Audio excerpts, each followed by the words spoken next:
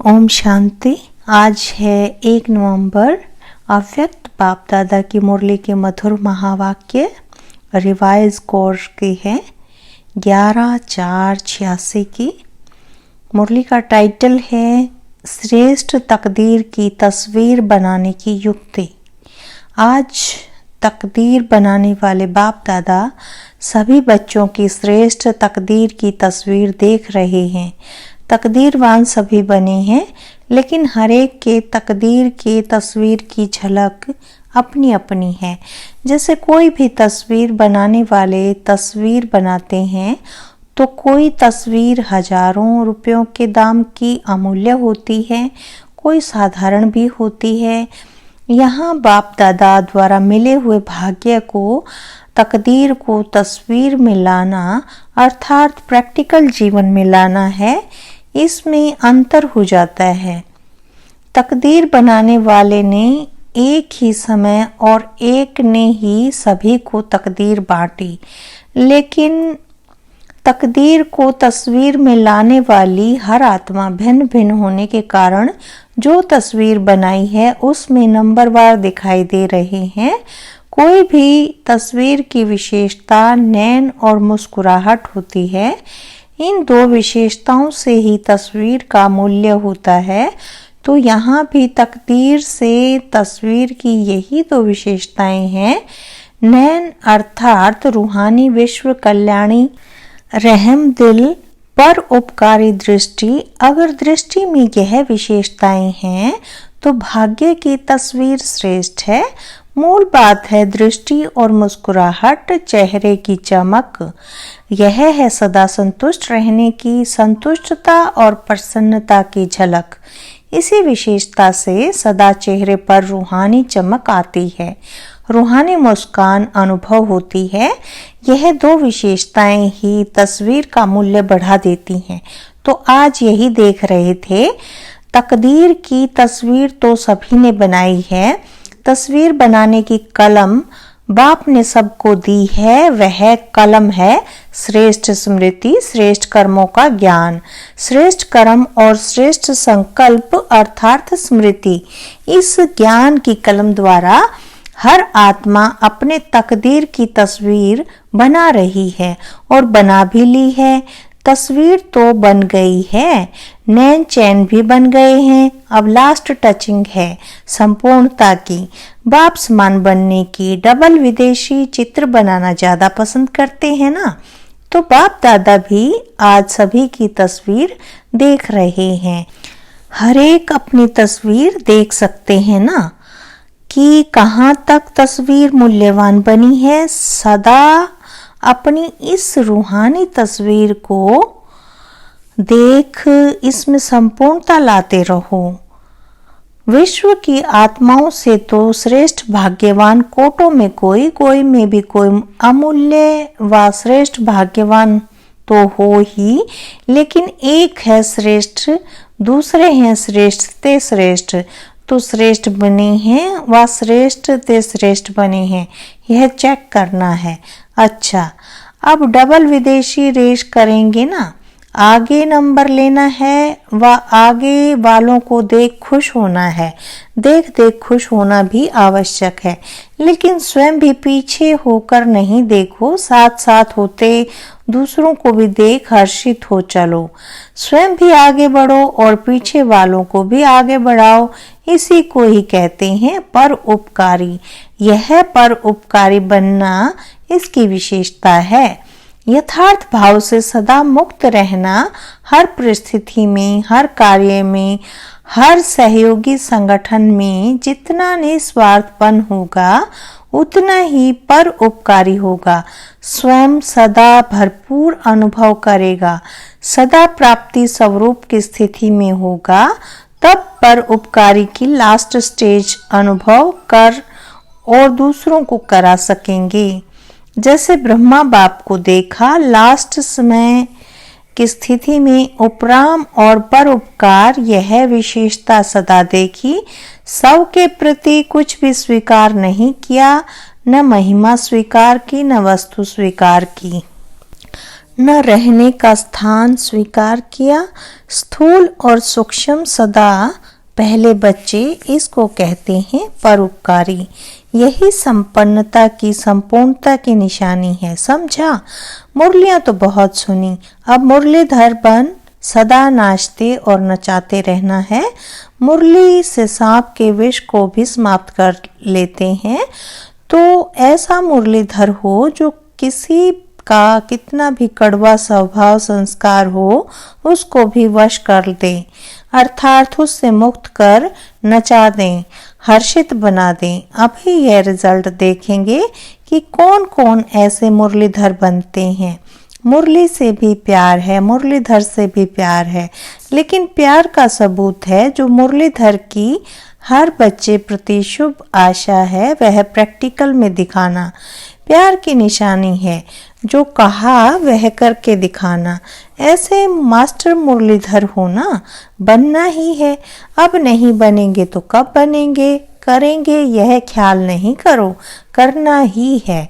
हर एक यही सोचे कि हम नहीं करेंगे तो कौन करेगा, हमको करना ही है, बनना ही है, कल्प की बाजी जीतनी ही है, पूरे कल्प की बात है तो फर्स्ट डिवीजन में आना है, यह दृढ़ता धारण करनी है। कोई नई बात कर रहे हो क्या, कितनी बार की हुई बात को सिर्फ लकीर के ऊपर लकीर खींच रहे हो। ड्रामा की लकीर खींची हुई है ना, नई लकीर भी नहीं लगा रहे हो। जो सोचो कि पता नहीं सीधी होगी व नहीं, कल्प कल्प की बनी हुई प्रारब्ध को सिर्फ बनाते हो क्योंकि कर्मों के फल का हिसाब है। बाकी नई बात क्या है, यह तो बहुत पुरानी है, हुई पड़ी है। यह है अटल निश्चय, इसको दृढ़ता कहते हैं, इसको तपस्वी मुहूर्त कहते हैं। हर संकल्प में दृढ़ता माना तपस्या। अच्छा, बाप दादा हाईएस्ट होस्ट भी हैं और गोल्डन गेस्ट भी हैं। होस्ट बनकर भी मिलते हैं, गेस्ट बनकर आते हैं, लेकिन गोल्डन गेस्ट है, चमकीला है ना। गेस्ट तो बहुत देखे लेकिन गोल्डन गेस्ट नहीं देखा। जैसे चीफ गेस्ट को बुलाते हो तो वह थैंक्स देते हैं, तो ब्रह्मा बाप ने भी होस्ट बन इशारे दिए और गेस्ट बन सबको मुबारक दे रहे हैं। जिन्होंने पूरी सीजन में सेवा की उन सबको गोल्डन गेस्ट के रूप में बधाई दे रहे हैं। सबसे पहले मुबारक किसको, निमित्त दादियों को। बाप दादा निर्विघ्न सेवा की समाप्ति की मुबारक दे रहे हैं। मधुबन निवासियों को भी निर्विघ्न हर्षित बन मेहमान निवाजी करने की विशेष मुबारक दे रहे हैं। भगवान भी मेहमान बन आया तो बच्चे भी, जिसके घर में भगवान मेहमान बनकर आवे वह कितने भाग्यशाली हैं। रथ को भी मुबारक है क्योंकि यह पार्ट बजाना भी कोई कम बात नहीं। इतनी शक्तियों को इतना समय प्रवेश होने पर धारण करना यह भी विशेष पार्ट है, लेकिन यह समाने की शक्ति का फल आप सबको मिल रहा है। तो समाने की शक्ति की विशेषता से बाप दादा की शक्तियों को समाना यह भी विशेष पार्ट कहो व गुण कहो, तो सभी सेवाधारियों में यह भी सेवा का पार्ट बजाने वाली निर्विघ्न रही, इसके लिए मुबारक हो। और पद्मा पदम थैंक्स। डबल विदेशियों को भी डबल थैंक्स, क्योंकि डबल विदेशियों ने मधुबन की शोभा कितनी अच्छी कर दी है। ब्राह्मण परिवार के श्रृंगार डबल विदेशी हैं। ब्राह्मण परिवार में देश वालों के साथ विदेशी भी हैं, तो पुरुषार्थ की भी मुबारक और ब्राह्मण परिवार का श्रृंगार बनने की भी मुबारक। मधुबन परिवार की विशेष सौगात हो, इसलिए डबल विदेशियों को डबल मुबारक दे रहे हैं। चाहे कहाँ भी हैं, सामने तो थोड़े हैं लेकिन चारों ओर के भारतवासी बच्चों को और डबल विदेशी बच्चों को बड़ी दिल से मुबारक दे रहे हैं। हर एक ने बहुत अच्छा पार्ट बजाया। अब सिर्फ एक बात रही है, समान और संपूर्णता की। दादियां भी अच्छी मेहनत करती, बाप दादा दोनों का पार्ट साकार में बजा रही हैं, इसलिए बाप दादा दिल से स्नेह के साथ मुबारक देते हैं। सब ने बहुत अच्छा पार्ट बजाया। ऑल राउंड सब सेवाधारी चाहे छोटी सी साधारण सेवा है, लेकिन वह भी महान है। हर एक ने अपना भी जमा किया और पुण्य भी किया। सभी देश विदेश के बच्चों के पहुंचने की भी विशेषता मुबारक योग्य है। सब महारथियों ने मिलकर सेवा का श्रेष्ठ संकल्प प्रैक्टिकल में लाया और लाते ही रहेंगे।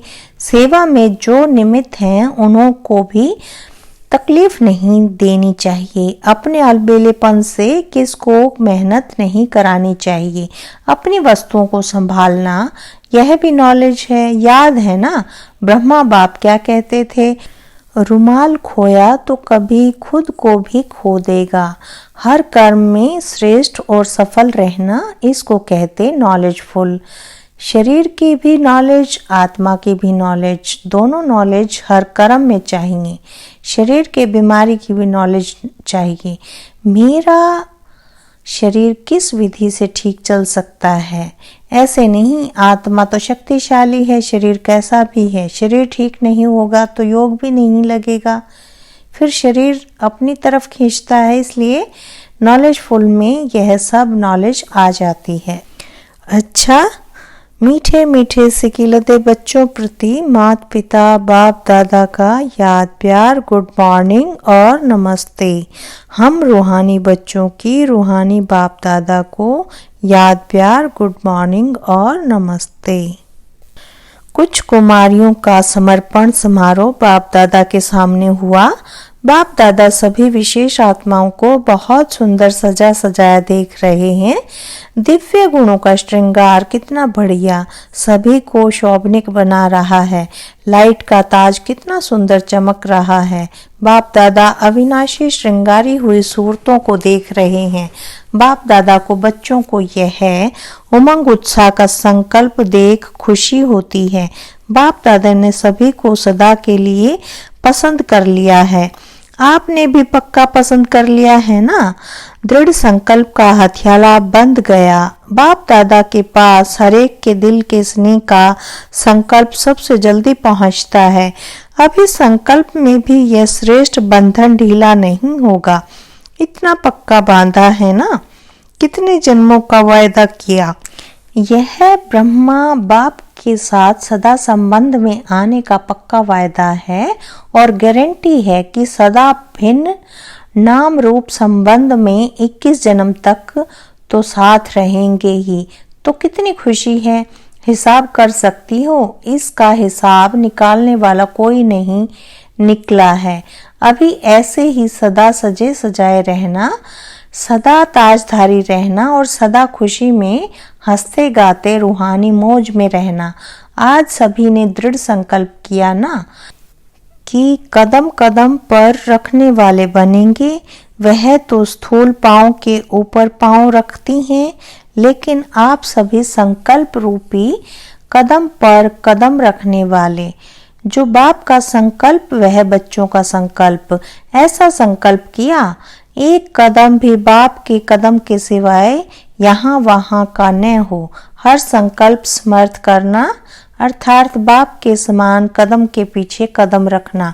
अच्छा, विदेशी भाई बहनों से जैसे विमान में उड़ते उड़ते आए, ऐसे बुद्धि रूपी विमान भी इतनी ही फास्ट उड़ता रहता है ना, क्योंकि वह विमान सरकमस्टांस के कारण नहीं भी मिले, लेकिन बुद्धि रूपी विमान सदा साथ है और सदा शक्तिशाली है।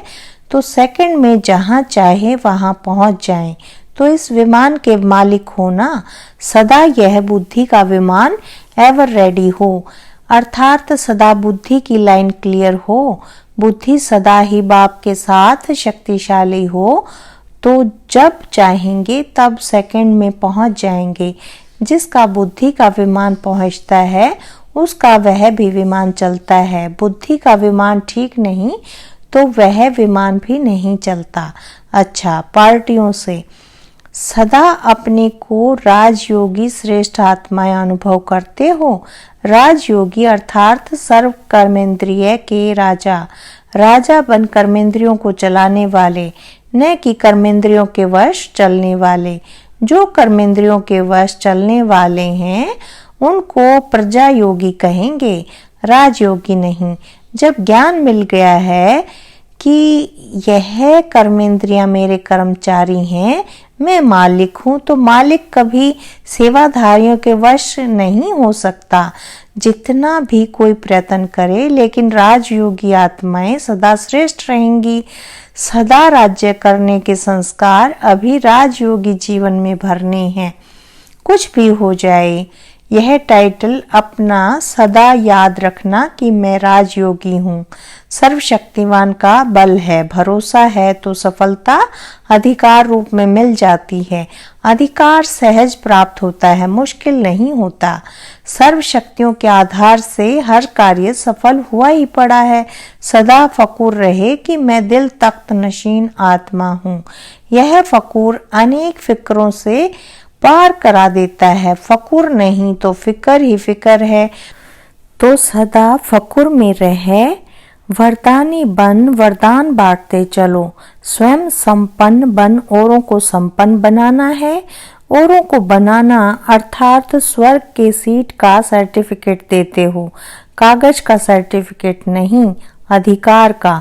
अच्छा, दूसरा है, हर कदम में पद्मों की कमाई जमा करने वाले अखुट खजाने के मालिक बन गए। ऐसे खुशी का अनुभव करते हो, क्योंकि आजकल की दुनिया है ही धोखेबाज। धोखेबाज दुनिया से किनारा कर लिया, धोखे वाली दुनिया से लगाव तो नहीं। ऐसा सेवा अर्थ कनेक्शन दूसरी बात है, लेकिन मन का लगाव नहीं होना चाहिए। तो सदा अपने को तुच्छ नहीं, साधारण नहीं, लेकिन श्रेष्ठ आत्मा है। सदा बाप के प्यारे हैं, इस नशे में रहो। जैसा बाप वैसे बच्चा, कदम पर कदम रखते अर्थात फॉलो करते चलो तो बाप समान बन जाएंगे। समान बनना अर्थात संपन्न बनना ब्राह्मण जीवन का यही तो कार्य है। तीसरा है, सदा अपने को बाप के रूहानी बगीचे के रूहानी गुलाब समझते हो। सबसे खुशबू वाला पुष्प गुलाब होता है।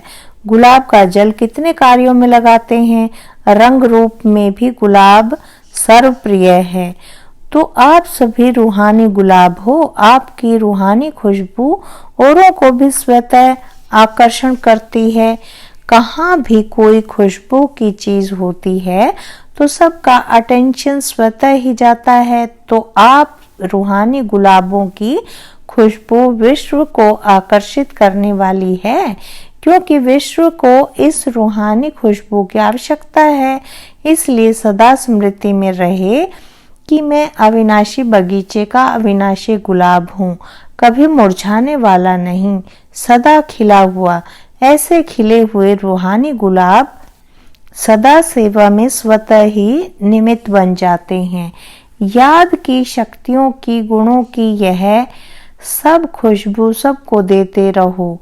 स्वयं बाप ने आकर आप फूलों को तैयार किया है तो कितने से खिलते हो। अच्छा, वरदान दिया है बाबा ने, न्यारे और प्यारे बनने का राज जानकर राजी रहने वाले राजयुक्त भव। जो बच्चे प्रवृत्ति में रहते न्यारे और प्यारे बनने का राज जानते हैं, वह सदा स्वयं से राजी रहते हैं, प्रवृत्ति को भी राजी रखते हैं। साथ साथ सच्चे दिल होने के कारण साहेब भी सदैव उन पर राजी रहता है। ऐसे राजी रहने वाले राजयुक्त बच्चों को अपने प्रति व अन्य किसी के प्रति किसी को काजी बनाने की जरूरत नहीं रहती, क्योंकि वह अपना फैसला अपने आप कर लेते हैं। इसलिए उन्हें किसी को काजी, वकील या जज बनाने की जरूरत ही नहीं। स्लोगन है, सेवा से जो दुआएं मिलती हैं वह दुआएं ही तंदुरुस्ती का आधार है। सेवा से जो दुआएं मिलती हैं वह दुआएं ही तंदुरुस्ती का आधार है। अच्छा, ओम शांति, ओम शांति।